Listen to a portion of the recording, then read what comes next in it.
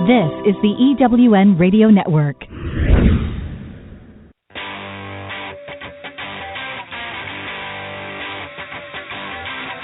Welcome to On the Record with your host, Astrum Lux Lucis.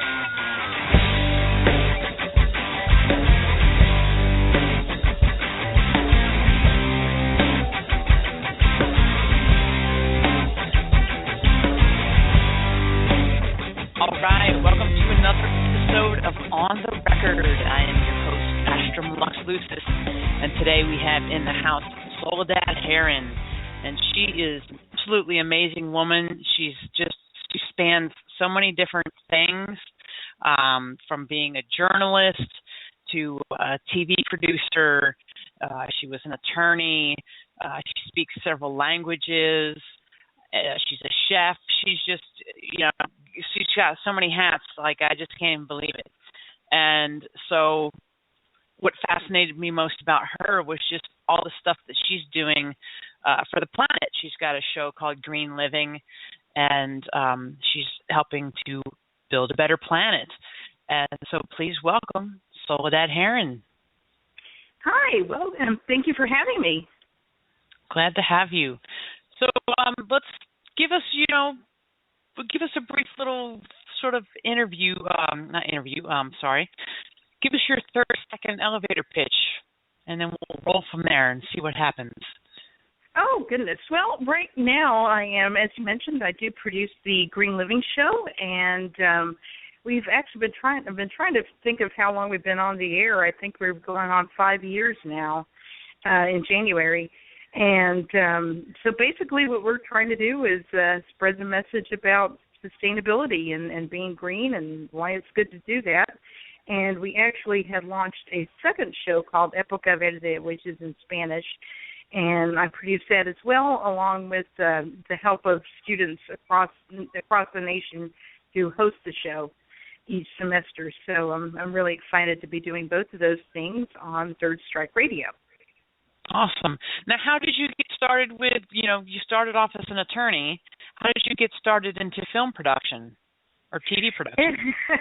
It's kind of funny because I actually heard once that the average person will have 7 jobs, and by that I don't mean 7 employers. I mean 7 different jobs in their lifetime. I think I've had way more than that at this point, but I used to work for an attorney, a firm of attorneys, actually, a law firm in New York City, and it was a typical Wall Street firm, big firm with big clients, huge clients, and I actually worked in law for 10 years, and I should say, just for the record, since we're on the record, that I did not take the bar. I'm not licensed in New York. And the reason for that, I actually was going to law school at the same time that I was a law firm. And over time, I kind of realized something about the people we represented. Our specialty was corporate law.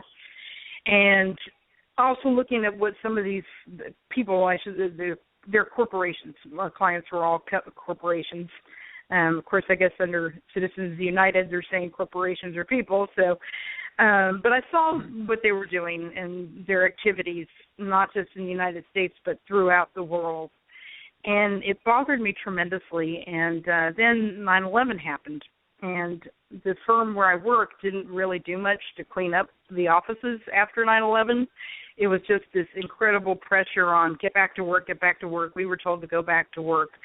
A couple of days after it happened, actually, and I just remember the stench in the air. It just smelled like hair burning, just burning hair was the smell, and it was a real surreal, almost a surreal kind of feeling because it was the first time that New York City was silent.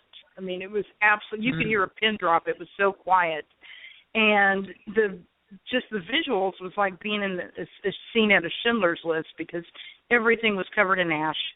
And it was slippery to walk on the sidewalks because there was like an inch of ash everywhere. Okay. And yet they're telling us, go back to work, go back to work, go back to work. And and just, you have the inner voice inside of yourself saying, something's not right here. Or, why are, something's not right. And anyway, so there's a firm where I work. We work some crazy hours, 80, 100 hours a week. And I think just being in that environment, the negativity and breathing in all these toxins and the ash, which was full of who knows what, all kinds of toxins, it really took a toll on my health.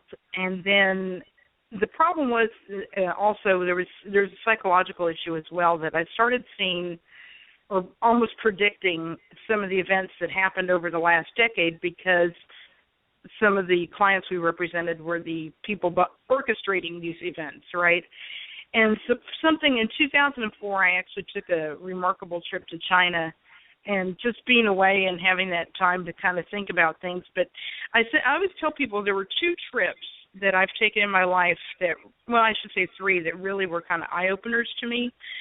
And in realizing how much we're lied to, particularly by the media and the folks that run it and the people that are part of it. And that was the trip to Bosnia I took in 1999, and then the trip I took to China in 2004, because, we grew up being told, everybody's starving there, don't be sure and eat all your food, there are people starving in China. And that's not what I saw when I was there. And even their concept of communism was not what I expected, because I was greeted by this 60-foot billboard for Guerlain and Motorola. And I'm thinking to myself, wow, Chairman Mao must be turning over in his grave. But, there were religious centers. There was a Catholic church that had Mass every morning across from my hotel in China. I went to the Buddhist lamasery that was having regular services as well. And I'm like, well, that's not what I was told. It's what I saw was not what matched with what I saw. And the same thing when I went to Bosnia. At that time, we were seeing all these images of war on CNN. And when I got there, I actually saw these beautiful homes that had literally a Mercedes in every driveway. They had orchards with cherries and figs. And I'm like, where's the war? and the people there said, oh, that ended a couple years ago. And I'm like, the war's been over for 2 years? So what is it? I'm like, oh, my gosh. So it made me question, how much can I trust what's on TV? Yeah. And the flip side of that was a trip I took I was actually part of a documentary about wine, and I went to the Republic of Georgia, and that was an incredible eye-opening experience on the other side, and it made me realize how you can really control a population, because the people that live there have very little knowledge of the outside world at all. They only have a few TV stations, and what's being shown is pure propaganda. And I mean, to the point that I actually spoke to people who still thought that Condoleezza Rice was Secretary of State in 2010, and I'm like, no, she's not. But also kind of, and then I realized it's kind of what you see here in the United States, this kind of sense of, well, we're all that matters. We're everybody wants to be like us, and because I was hearing those same sentiments in Georgia, and I'm like, kind of just an example that people would tell me, well, we're just like Europe, we're part of Europe, and I'm like, you're nothing like Western Europe at all. I'm like, when you go to downtown Tbilisi, you're not going to get confused and think you're in London or Paris. And and one of the saddest things that really surprised me was people would tell me, oh, well, we have lots of American tourists here. All the Americans love us. There are tons of American tourists. And what I saw were men dressed in fatigues carrying rifles and M16s. And I said, honey, those aren't tourists. They're soldiers. If they were tourists, they'd have cameras instead of guns. And it just really terrified me. I said, oh, my gosh, they're believing what they're being told. Yeah. But then I realized that's the same boat we're in. We're believing what we're being told. Yeah. If you tell a lie long enough, it becomes a truth. Absolutely. And you know what I found? Yeah. Actually, I think I don't want to misquote somebody, but I did read a quote that said, what's harder for people to accept is that they've been lied to. It's much easier for them to swallow a lie than to swallow the realization that they've been lied to for years. Oh, what, there is no Easter Bunny? There's no Santa Claus? What do you mean? Right? And, it's, and that really struck me, and I'm like, wow. And, so not to get too political, but those were trips that really were an eye-opener. So when I came back from China, the first thing I did was quit my job. and it was kind of like taking that step off a cliff, because I didn't have another job lined up. And, I live in New York City, so I thought, well, what am I going to do? So I came back, I quit my job, and I didn't have anything else lined up. So I was like, wow, I'm really flying through the air without a parachute here. What do I do? So my next step was, okay, I need to find something. And I did try another couple legal jobs, and I said, you know what, I just don't want to be a part of this anymore. And so then I went to work as a chef. Totally different career. And that took me to a few different restaurants in Brooklyn and Manhattan, but one in particular was, and again, another life changer, and that was a cafe called East West Cafe that had originally been part of the Himalaya Institute. And so they were very big on promoting yoga. They actually had an adjacent yoga studio, and they had a little cafe, and they had a lot of vegan and vegetarian options, but they also sold essential oils and things like that. And working at East West Cafe and looking at the essential oils and all the things they had there, and I started looking into the health benefits that some of these things had. And all this time I was still suffering from the different health problems that I had from 9/11. And so I started doing a little bit of research. We had a lot of books on the topic on healing with food and healing with essential oils and different nutritive type properties. And I said, let me kind of start looking at this. And one big problem I had was with my skin, and I actually started looking at the different oils and was able to heal myself, after going to doctor after doctor, getting no benefit whatsoever. They're just giving me all these prescription meds. And the one that would give me the most for my skin was cortisone, which is a steroid. And I said, I don't want to be putting steroids on myself. Yeah. And what I found was with the different oils and using a lot of the omegas, the problems cleared up on their own. And it dawned on me, how come other people don't know about this? And I said, everybody should know about this. And so that kind of redirected really the course of my life from that point forward. And, it's kind of interesting because I always think that things happen for a reason and you meet certain people for a reason. So one day I get a phone call from a gentleman in Idaho, of all places, who wanted me to read a script. And I'm not even sure how exactly he got my information, how he got in touch with me, but he was developing a movie. And when I read the script, I said, this was the worst thing I've ever read in my life. And I really hope you're not planning to invest in this project. It's just terrible. And so he said, well, how about I do a reality show? And I said, well, I guess everybody's doing that now. And he said, well, I want to do a show called Green Building. And because he actually was an architect by trade, so he wanted to do this building show. And at the time, there were a whole bunch of other ones, like the Flippers and This Old House. And I said, well, there's a lot of them already out there. And honestly, unless you're really into building, I don't know if you're going to have the interest. I said, why don't we change it to Green Living? And that way we could talk about other things like food. And I insisted on food because of what I'd learned working at East West Cafe. And then I also insisted on music. I said we should end every show with a musical act. And so to kind of come a long way, or take the long way around here, that's how we started including musical acts on every show. And I said, but the people I want to feature are independent artists who need to be heard. And, so it's been honestly the most rewarding thing I've done for, like I said, we've been going on 5 years now, and it's been amazing. Wow. Now, what is your actual role in the show? I produce it. Okay.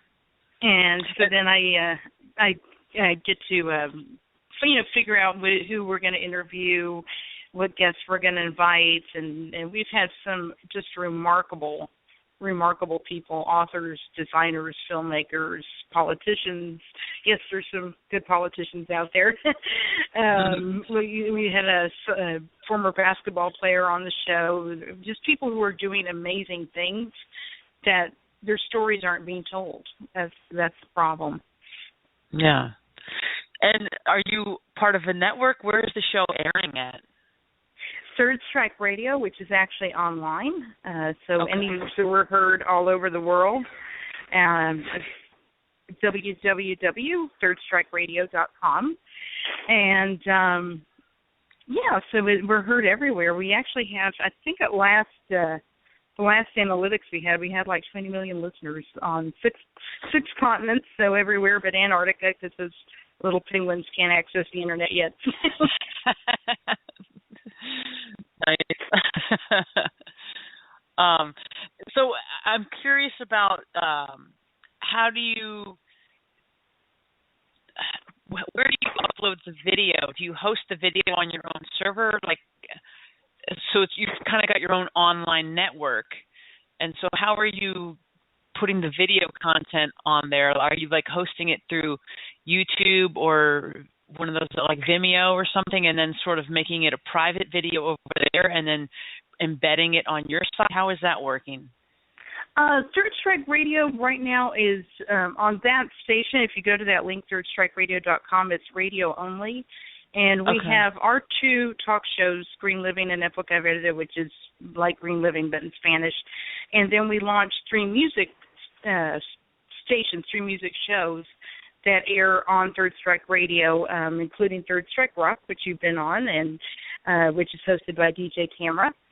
And then we have a jazz show and a Spanish show. We also host radio shows for other people.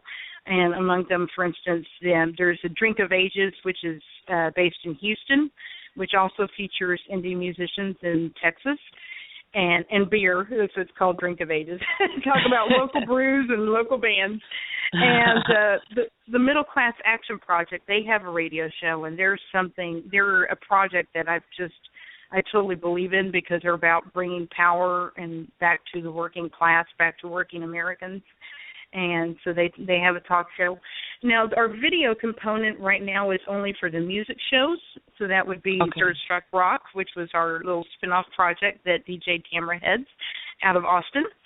And you can see every one of her shows does have a video component, which you can see on Third Strike Radio on YouTube. Okay. So the Green Living show, because I know you sent me some videos, so I was curious as to if it was an actual television production type of thing that you could see. It will be. Okay. It will be. Okay. We're in talks right now with a few different networks, yes. Stay tuned. We'll be right back. I'm looking for a certain kind of woman, and I think you know her. She's an entrepreneur that is highly connected, successful, significant in her own industry, and considered the go-to woman in her community. She's received so much from so many women in business, she's ready to give back to others on their journey, lifting as she climbs. Hi, this is Sandra Yancey, and I'm the founder and CEO of eWomen Network. I'm looking to connect with the woman I've just described who lives in your community so that we might have a conversation about how eWomen Network's proven success system can provide her a platform to elevate her success and ability to support women in business. Our international community of managing directors are influencing the speed of success for women in business around the world. If that sounds like something that you want to be part of or know someone we should talk with, send an email to managingdirector@ewomennetwork.com. That's managingdirector@ewomennetwork.com, and let's start the conversation. Hi, this is Astrum Lux Lucis, host of On the Record on the EWN Radio Network. Would aligning with North America's #1 resource for connecting and promoting women in business positively influence your business profile and success? Does the idea of positioning your product or service as champion of an exceptional international online platform tailored to women in business sound lucrative? Do you want collaborations with high-caliber, like-minded, like-hearted women in business? On the Record sponsorship opportunities will provide you with just that and more. Over 500,000 women business owners and corporate professionals connected, 1,500 plus women's business events yearly, and the largest 4-day international conference produced annually. Over 250,000 monthly listeners are eager to learn about your business. Call Tammy Markham at 512-914-3952. That's 512-914-3952 to secure your sponsorship spots today. And we're back on the record.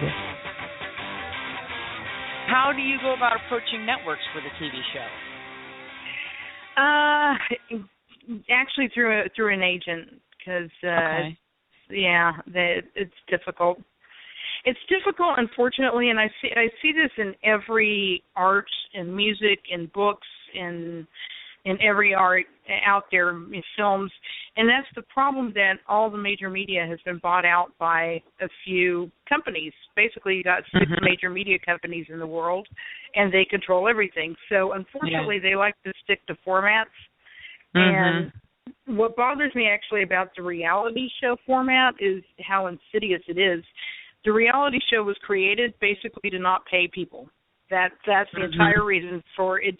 And I don't mean to pick on people, but I kind of blame Friends. Remember the TV show Friends? I blame them because when that show went off the air, everybody on the show was making $1 million or more per episode. And I'm like, and that's when the network said, you know what, we're pulling the plug on this, and we're not going to have any more shows like Friends. And, just in contrast, when MASH was on the air, Alan Alda made $200,000 an episode, but he wrote and directed all the later episodes of MASH. Yeah. But and not for nothing, but I think qualitatively there was a big difference between MASH that was dealing with some really serious issues in a book just had brilliant writing. But anyway, but that's what you see now. The reality shows, they don't have to pay. They don't have to pay set designers because they're usually filmed in somebody's apartment. They're not paying. They're not paying SAG member, union actors. And what people don't understand when they look at something like the Kardashians, they've made so much money. I'm like, but they didn't make that as a quote unquote reality star. They're getting endorsements from products and things like that, and that's where their money's coming from, not from their pay for being on the show. And because in actuality, most of these shows pay very little. We're talking, $100 to $300 a day, maybe, if they pay anything, because the people on them are not union actors. You don't have the protection of being in SAG after they merged. And, the same thing, they're not paying union rates for writers. They're not paying, union rates for anybody. And so what you end up with is, I say you get what you pay for, a very poorly made product that doesn't have a whole lot of content. But unfortunately, it's kind of infiltrated down to every aspect of art and media. So when you try to pitch a show, they want to pigeonhole you into a different category. Is this a talk show? Is this a reality show? And they're not willing to take a chance on a new idea at all. Yeah. And to me, that's really difficult. I ran into the same problem with the book I wrote that I was trying to shop around. Unfortunately, around the same time that Sex and the City came out, and so people would say, "Oh, well, you're a woman, so therefore you need to write this chicklet genre." and I said, but that's not that's not what my story is about. My story was actually about a legal case, because my favorite writers are people like John Grisham, so that was kind of my influence, and Bret Easton Ellis, he's another one of my favorite writers. And so I'm like, why are you trying to put me into that category? But that's what they do. They box people in, and so I found it very difficult. And actually it's interesting because some of the leads I've had have come from the music connections. Because actually the agent that represents the Green Living Show is a musician himself, based out of Houston, and he works with a number of Paul Amer is his name. He's a great guy. Has a bunch of different projects, and he works with a lot of other musicians in Texas. And so it's really amazing. Same thing with the book that I wrote. I met a lady that I had on the show, and she actually runs Sullivan Street Press. So it's really cool. some of the people we've met. So you've got this vision here for this TV show, and you're hitting all the obstacles that, it's me trying to get a record deal kind of thing. Like, right. Oh, you're a chick singer, but you're not a chick singer, Right. We can't put you in this outfit, and, you're old, and it's so. What are some things that you're doing to kind of circumvent that? Yeah, I think the way that people are going to have to go is just it's kind of interesting. I think we're kind of living in an interesting time right now, where right now these big corporations have all the control over all the media outlets, whether it's books or films or music. But on the other hand, I do see an explosion of new channels opening. And, for instance, I'll tell you that a lot of the new TV shows that I've seen that I've really liked have been on Hulu or Netflix, not on any major network, but rather through Hulu or Netflix. And, I think what's going to happen is that some of these larger companies, if they don't change their attitude or their structure, they might find that they put themselves out of business. Because what's really interesting in talking to a lot of the younger people that I have had on the show, a lot of them don't even own the TV now. Like, they're watching whatever they're watching online. Yeah. And a lot of it has been due to corporate greed. They're saying, well, I used to have cable, but then they started charging me this and charging me that. So, I decided to just watch everything online. And I'm like, good for you. Good for you. I think people are saying, I'm no longer going to be a prisoner to these big companies, And, so I think that it might just be trying to look through other channels and finding like-minded people who are also doing similar projects, and you build up that momentum, and you build up that demand, Yeah. Is it possible to start your own television network, and what would be involved with that? Is that like a big, huge process, or?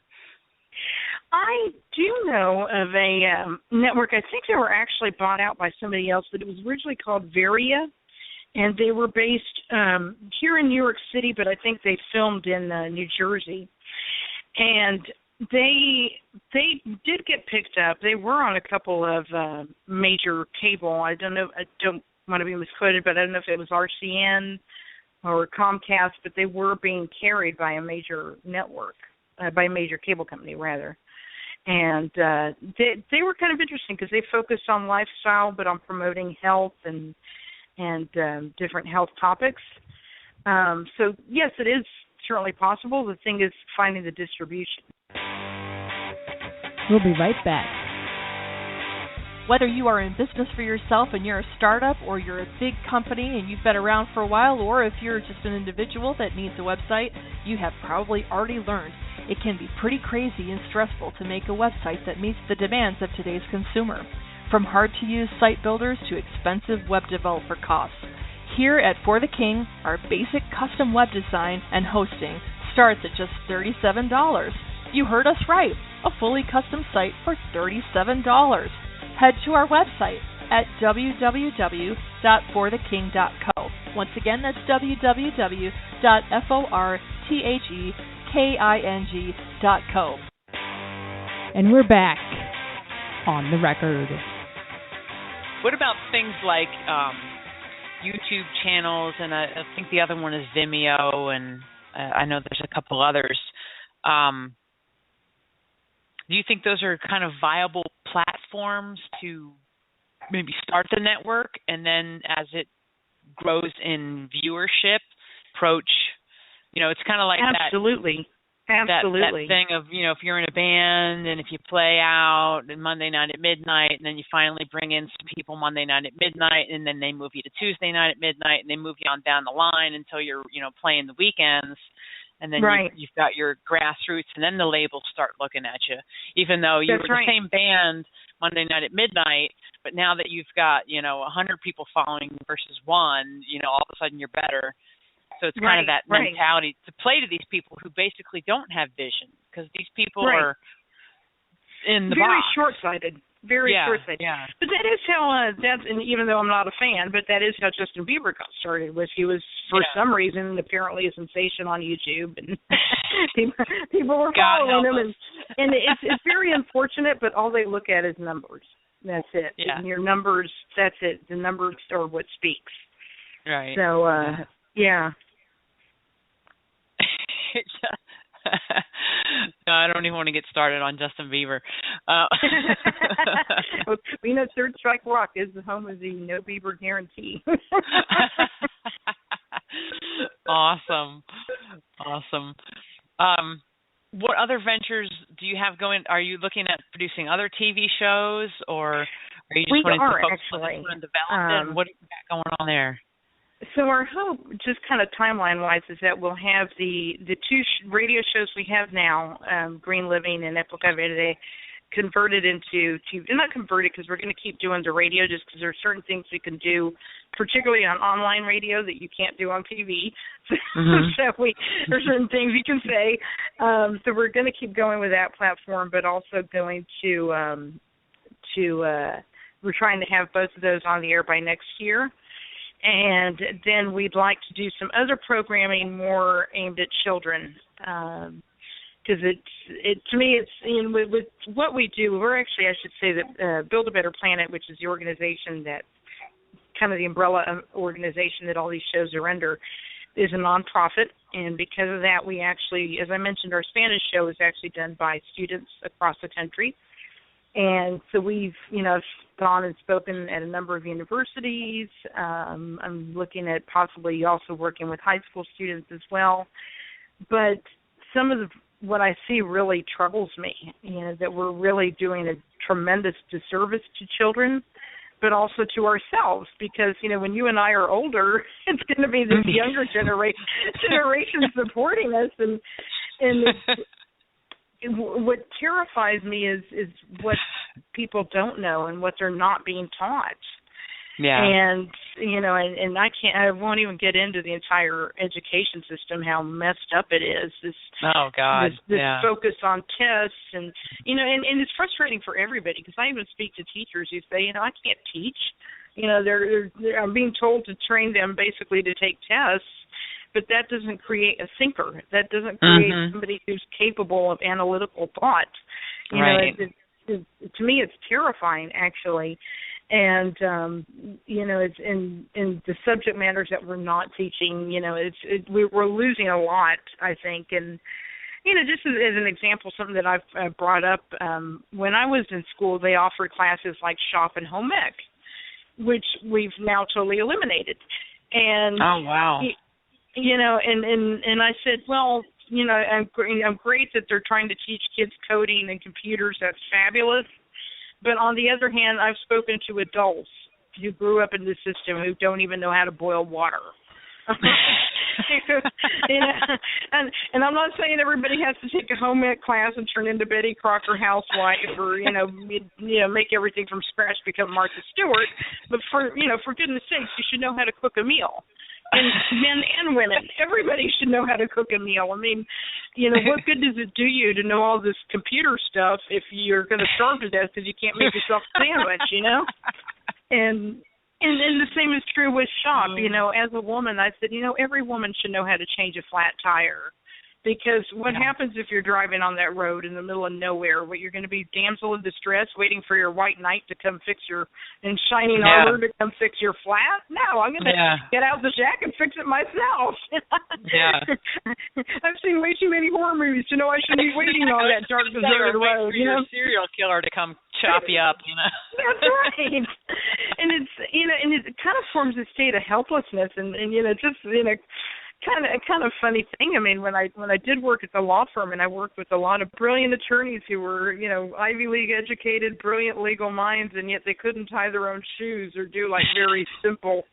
So one of the funniest ones was I had a gentleman that was working in our Tokyo office, and that was at work. It was Monday morning in New York. And he's called up, didn't even bother to say hello or introduce himself or anything, but he called up and he was screaming at me, I need this document by Monday morning, I have to have it Monday morning, blah, blah, blah. And I'm like, do you mean Monday morning Tokyo time? He goes, yes. And I'm like, well, you realize it's Monday night there now. And I just hear this click.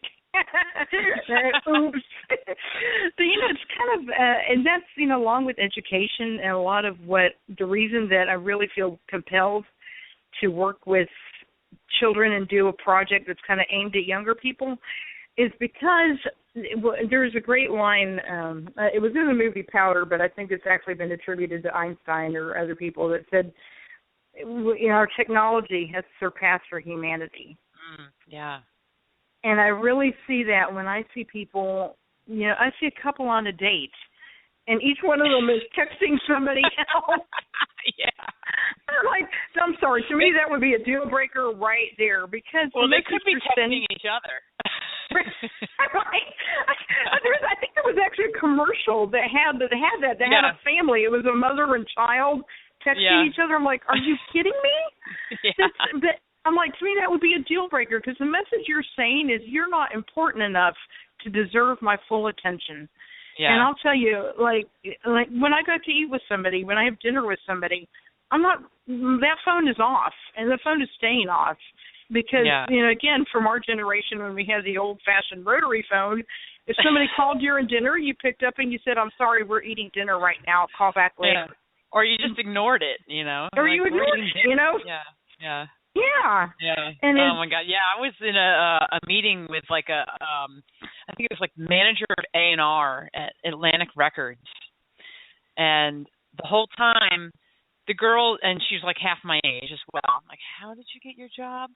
Half my age, over there listening to my song and texting during the whole thing. I'm like, really? Are you kidding me? And I paid for this meeting. I'm like, oh my God, I was livid afterwards. I want my money back. It was insane. I'm like, you should be fired, first of all, because if your company, if that's the way they operate, that's insane. And then, of course, it's the standard, oh, it's good production, but, you should sound more like this, and you should do more like this. And I'm like, why would you want another band that sounds like another band? I just, I never got that whole mentality in the record industry. We want to find more of this. Well, why? You've already got that. Right. Yeah. Well, I had a young lady, this was at a place I was managing, that came in for an interview and pulled out her phone to start texting during an interview. Oh, and I said, well, am I boring you? Because if this interview is boring you, we can end it right now. Don't worry, you're not getting the job. But we've lost all sense of decency, respect, manners, basic civility. And, I think on a grander scale, when we talk about we want to build a better planet, we want world peace, how can we have world peace with a country across the globe if we can't even treat our neighbors with basic respect? Yeah. We don't even have basic courtesy towards anybody. And it's kind of this selfie. I couldn't believe this. I was actually watching this on TV last night. It was about there have been a number of selfie deaths. More people have died from taking selfies this year than have died from shark attacks. And I'm like, you've got to be kidding me. For real? This is a real. How did you die taking a selfie? Apparently, the leading cause of selfie death is falls. I guess people are like, oh, look, let me take a picture of myself on this cliff. I'll take a step back. Oops. And part of me is, not to be very Darwinistic, but I'm like, good. You people need to take yourselves out of the gene pool. You were reading my mind. I was thinking natural selection at work right there. Oh, my gosh. But I've literally seen people, just in New York City, I call them the oblivious because there was actually an article in the Village Voice about the oblivious that are so self-absorbed. They'll be on their phone and they'll stop in a revolving door. In an intersection, I saw a woman stop in the Broadway and 14th Street, and the light is clearly changing. A whole fleet of taxis is about to run this woman over, but I guess there was some really important text she had to send. But then what kind of cracks me up is when you actually hear the content about most of these conversations. Oh, yeah. Oh, my God, are you going to Jake's party? Yeah, and I'm going to get a pair of pants at the Gap to wear to Jake's party. Oh, no, she didn't. And every other word is like, every other word is like. Like, like for sure, like, it's almost like the Valley Girls, but worse, Yes, and it's more pathetic because the people doing it weren't old enough to have seen the Valley Girls or Heathers or any of those films in the 80s, but for some reason they have it in their head that it's cool. And yet these are young ladies, and it's very often it's young ladies. I've heard some guys do it too, but they're going to, like here in New York, that are going to Columbia University or NYU. I'm like, oh my goodness, now I'm saying it too. But you're going to an Ivy League school, and yet you're diminishing the value of yourself as a person by acting as a complete airhead, Yeah. and almost, I feel so bad when I see some of, to me as a woman, it really touches me when I see particularly young women, and I just want to embrace. And that's actually, Astrum, what I love about your look. You're like, I think we're probably about. I just had a birthday. I told everybody I'm 28 again. But I'm very glad that I grew up when I did, because I grew up with some kick-butt women who were great role models. Chrissy Hine, Pat Benatar. Those were my musical influences. Women who were like, Pat Benatar, I think, is my height and a lot thinner than I am. So I'm like, but yet she gave off such an air of like, I'm a cool chick and I could whoop your butt, that you would leave her alone. She you're like, yeah, she would mess you up. But yet, now it's like either the extreme of, this extreme of, they've confused sexuality with promiscuity. And, I'm not getting into anybody's sexual habits. It's up to you. That's your own personal choice. But it's how you come across, When I think of very strong women like Joan Crawford, Betty Davis, and Liz Taylor, some of them had their own personal, habits and dating habits, whatever, but they still came across as a very tough woman. Mm-hmm. If Joan Crawford ended up being on the board of Pepsi. These were business women. These were thinking women, not women who came across as, oh my gosh, Yeah. and it kind of, to me, undermines sexuality, because as a woman, when I see a woman like Pat Benatar or Chrissy Hine from The Pretenders, and to me that is sexy. A woman who is so confident. Exactly, powerful, strong women who are independent thinkers. They're not afraid to be themselves and not follow the crowd. Yeah, that's like way sexier than somebody who's scantily clad, shaking their booty and throwing their tits in your face. It's like, absolutely. That's just kind of insulting. Right. It's like that's all you've got. Like, that's wow, exactly the message you're saying. This is what I have to offer.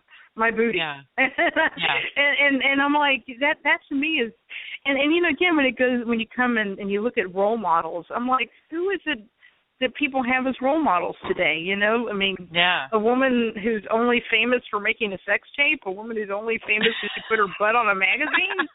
I'm like, that's not, and then they're demanding to be taken seriously as celebrities. Right. So I'm like, no, I think there was, one of them wanted a star on the Walk of Fame, and I'm like, no, you do not deserve a star on you are not an actress. You're not. I'm sorry. And, so to me, it's heartbreaking, and I kind of think we need someone to mentor these younger people and say, you don't have to do this. You don't have to. Right. You can look in and see the value of yourself as a person. You're more than just a booty to put on a magazine. Yeah. I remember hearing a story with Lita Ford and Dee Snider from Twisted Sister, and Dee Snider was telling her, Lita, you are talented on your own. You don't need to do all this sex stuff on top of that. He was like, just let that ride and be, who you are. You don't need to be pushing your boobs and your ass in everybody's face. You're talented enough alone as it is. And, that to me was like, I guess sort of, talking about going back, buying into the lie. It's like these girls are getting programmed through these reality shows, and this is how you're supposed to guy. But like a real man is not going to want that. A real man wants somebody who can think. Like, I have a friend of mine who he works in Houston for some sound companies and run sound and stuff. And he's an older guy, and he used to date these really young girls. And one day he was talking with a buddy at work, and the guy's like, "So what do you guys talk about, Barbies?" you know? Right. And he like got it. He's like, yeah, you know, like really, there's nothing there. It's like a dead air. It's like, oh, you know what we can do today? Oh my God, we can go do this. And it's like, how long can you tolerate that before you're like, oh my God, like shoot me, like, you know? Unless it's just ego, somebody who just, I think of a certain presidential candidate right now running for office who always has the collection of Barbie wives. If you're so egotistical that you just need somebody to be like, oh, you're so wonderful. Like, yes, she wants you for your charm and personality, and I'm sure he's with her for her great wit, you know? Yeah. But you're right, because, you know, I think of that, you know, as a woman, I wouldn't want to be with a guy who's only drawn to me for appearance. Because because my appearance is not flattering. I mean, exactly. I mean, it's going to fade. Happens, you get old, you get wrinkled, you get saggy. You know, it happens. It's unavoidable. And then what do you have? You know, you have divorce because he wants the young 20-something. The next model. Left with, you know, the next model. The younger model. We'll be right back. Hi, I'm Sandra Yancey, founder and CEO of eWomen Network. One of my mottos for business owners is, you can't do it alone.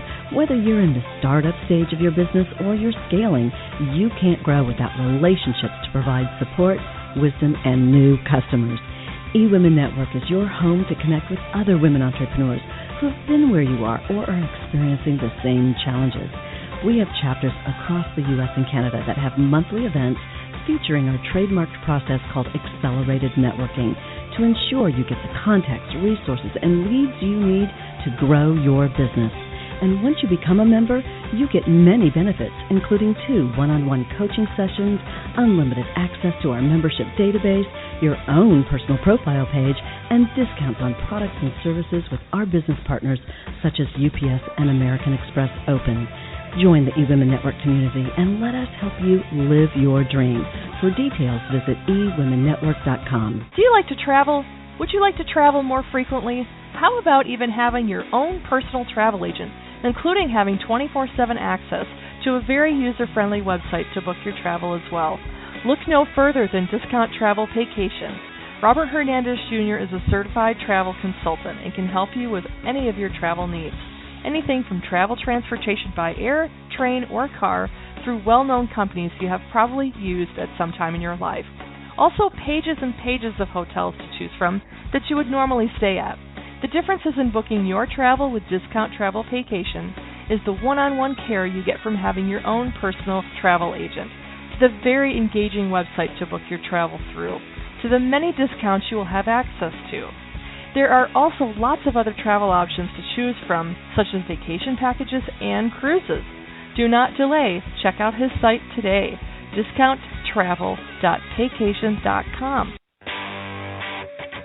And we're back on the record. Did you have any mentors as you were beginning all this process?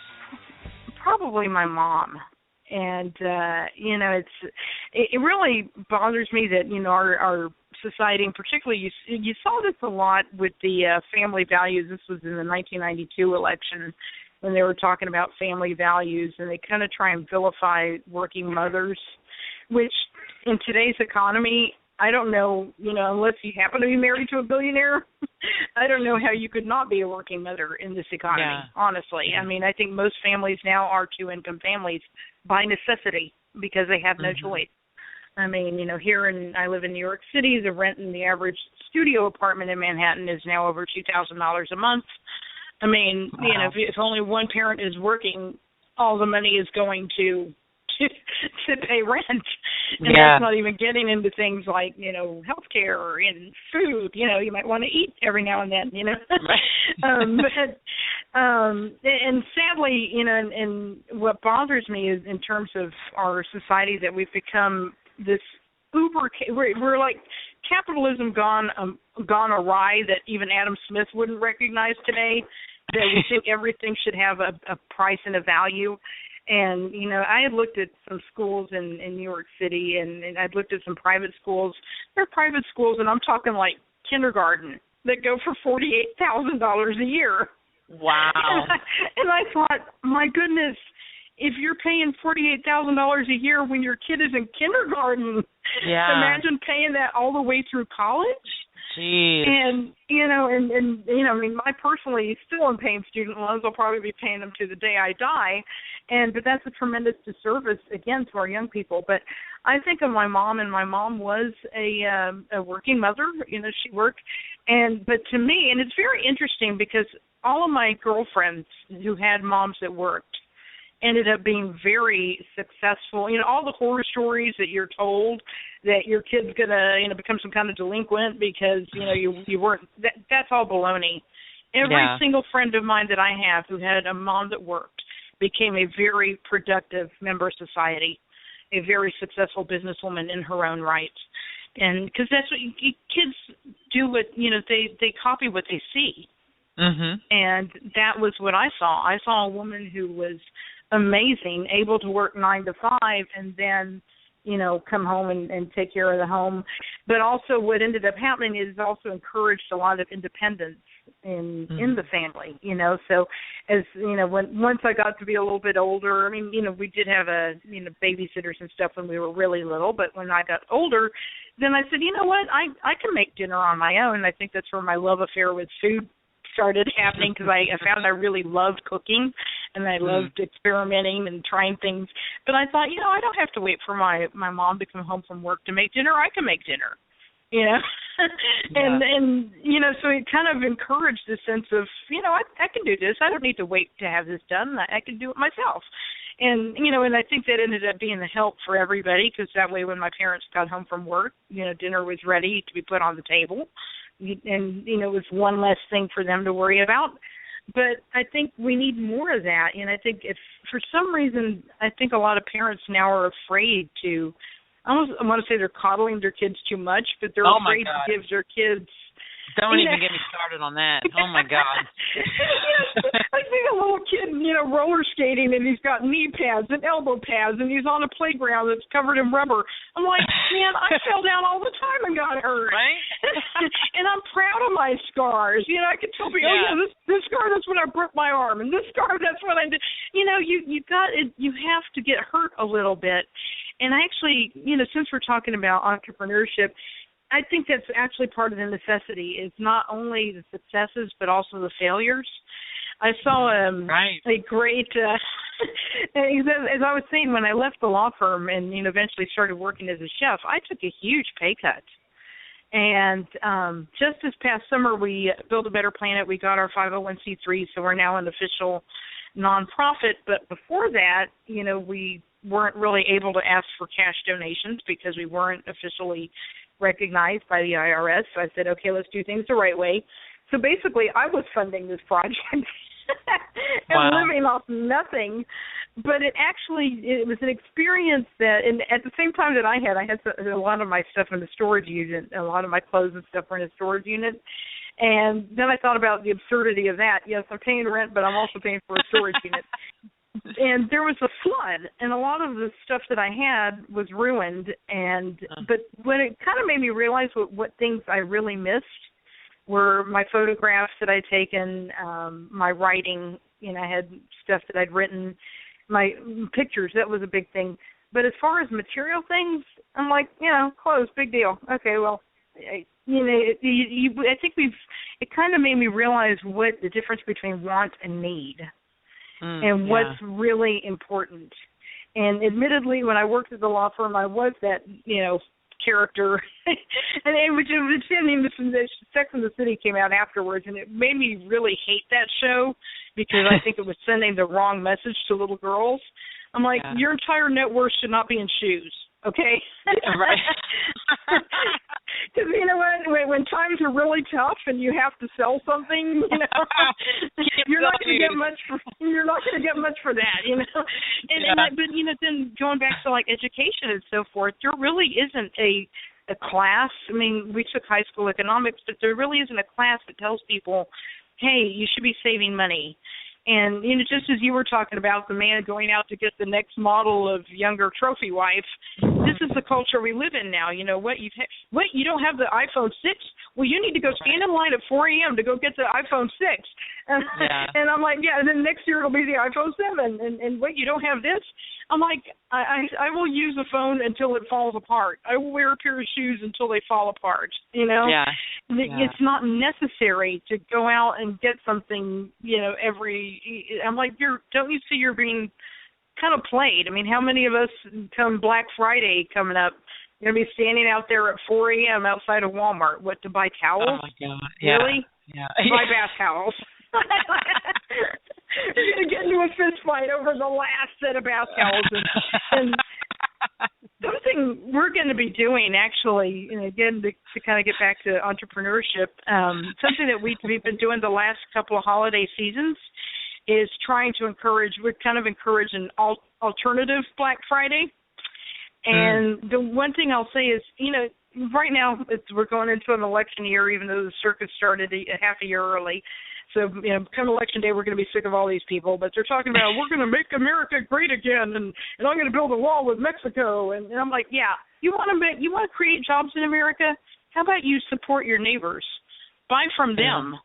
Right. And don't go out and buy from Walmart. Walmart doesn't need your money. Alice Walton's very rich, thank you very much. Right. She's got a luxury penthouse here in Manhattan. Yeah. And those people do not care about you. And I was actually thinking about that in terms of, that we just saw the Steve Jobs movie that's coming out. And don't get me wrong, I'm not saying he was a bad human being, but first of all, Steve Jobs didn't make your iPod. Those little children in China that are working at the Foxconn factory that had to install suicide nets because they can't even die to get out of working there, those are the kids that are making your iPod, okay? But then I thought, my God. In terms of who we should be honoring, okay, what did Steve Jobs make? The iPhone, the iPad, the this, the that. Jonas Salk invented penicillin. Isn't that? I mean, I'm just thinking, greater contribution to mankind. We need penicillin. You will die in certain cases without that. Nobody's going to die because they don't have an iPhone. I'm sorry. But then I also think of somebody like Nikola Tesla, who invented a way for people to get free energy and he died in bankruptcy. He died in poverty because he made his patents available to everybody. And you know who just did that was Elon Musk. And I love the Tesla car. It's awesome. It's totally green. And he just made his patents available to everybody. And I'm like, that to me is a remarkable human being. Yeah. Saying, what matters is the greater good of humanity. Nice. I could talk to you all day, Soledad. You are an amazing person, but we're running out of time, and I would like for you to share briefly some final words of wisdom. Oh, goodness. You know what? I think probably the best thing somebody could do is to be true to themselves, find out who they are, and go with it, even in the face of people telling you to quit. Because that I've heard for the last 10 years since I left the firm. Why don't you go back to doing that? No, you got to listen to that inner voice and go with what's good for you and what you believe in. And just make it happen. Try and make networks. Because in the end, the people who support you, you can build bridges together. But just keep going, because people will definitely try to deter you. They really will. They'll try to discourage you, but just keep moving ahead. Well, folks, that wraps up another episode of On the Record. Tune in next week.